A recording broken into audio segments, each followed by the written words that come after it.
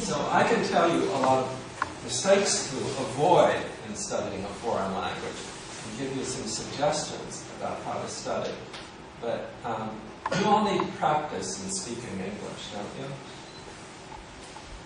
Do many of you speak English very often? Do you have any opportunities to speak English? Okay. Well, I'll give you some chances today. I won't give you a lecture. I'll only ask questions. So if you want me to talk, you have to ask me questions in English. And then I'll answer any questions you have. So why don't you pretend you're reporters and you're interviewing me, and you just want to find out as much as you can about my experience with Chinese and my experience as an American in Taiwan. So I'll let you ask me questions, and then I'll answer. And that way I think I can talk about things that you might be interested in, instead of just talking about what I think you're interested in. And maybe I'm completely wrong, and whatever I say will be very boring.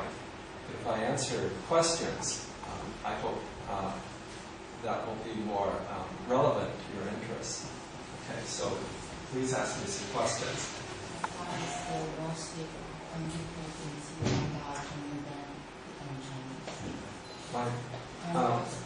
The greatest problem for me, there are many. I think probably for me it's pronunciation. Because the sounds of Chinese are very different from English, especially the tones. So often it's very difficult for me to say the sounds correctly. And it's partly because I learned much older. And as you get older, your tongue, like other muscles, gets old and inflexible. And it's much harder for many people. And we just learn speaking first and then reading and writing. But in English, sometimes we just learn writing first and reading, but not speaking. So when you are learning Chinese, you are learning the sounds first, or the writing skills, or the reading skills first. Let's see. My first experience with Chinese was probably reading Chinese literature in English. Probably my very first experience was going to a Chinese restaurant when I was very young. And I came to Taiwan for the first time in about 1967 for 5 days. And that's 41 years ago. And I remember I went to the Palace Museum, and I was very interested in China. I had read a Chinese history book at the time. But then I thought it would be fun to study Chinese, but I wound up studying English literature.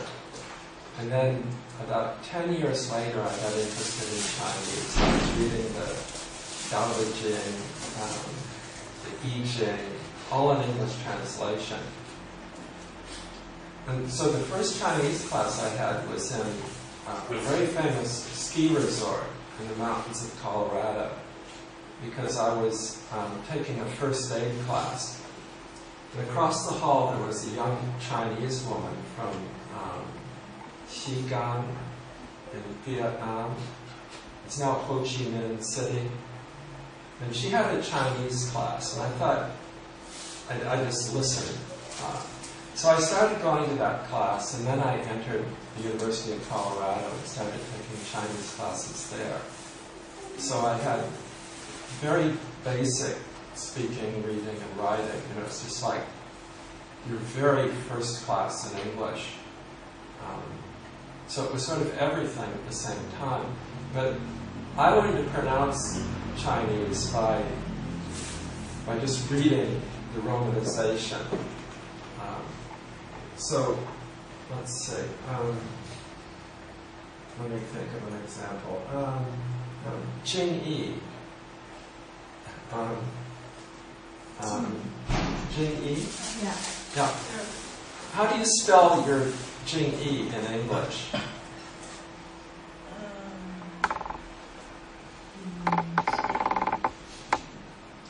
How do you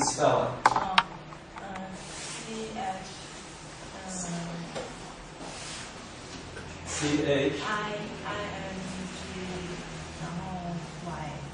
Yeah. So I'd probably pronounce that Ching Yi. I wouldn't say Jing Yi. Jing Yi. Okay. And I'd say Ching Yi. And no tones at all. I can't even hear tones very well. Okay. Does that answer your question? Yeah, part of it. Okay, last, what part did I answer?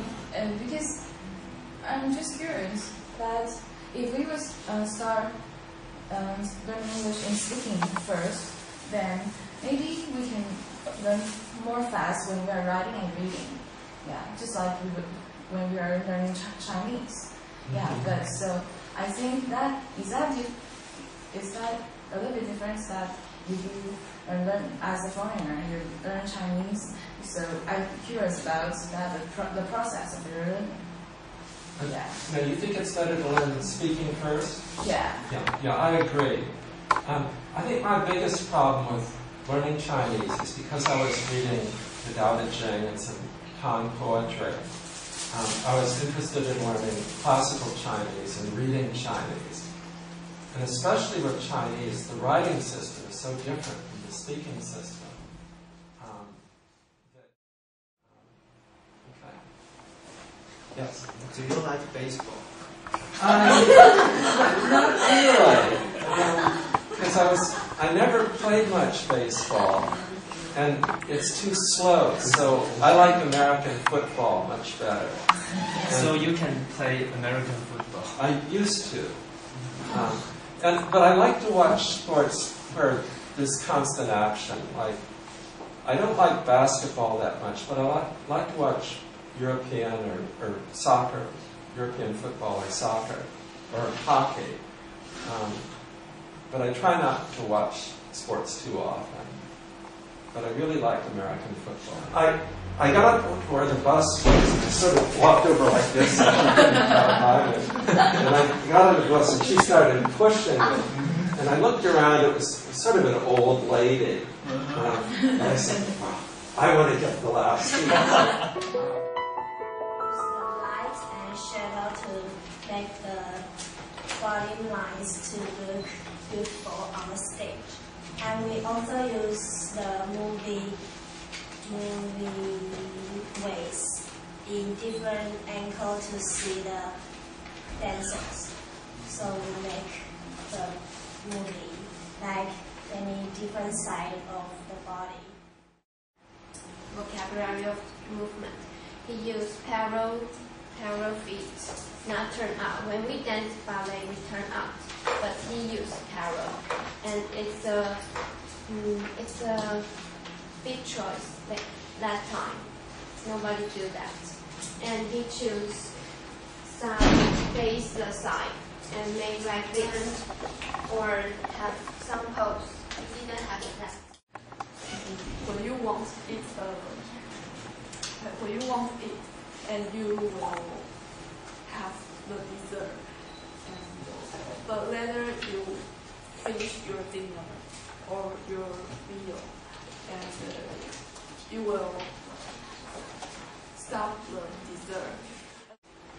This is my oil painting assignment, but it's also I want to paint this thing. And I know many people first time see this painting might think, oh, what's that? But what's that is not what I really want you to know. And if I do this, you know what's that. But as you see, the size is much larger than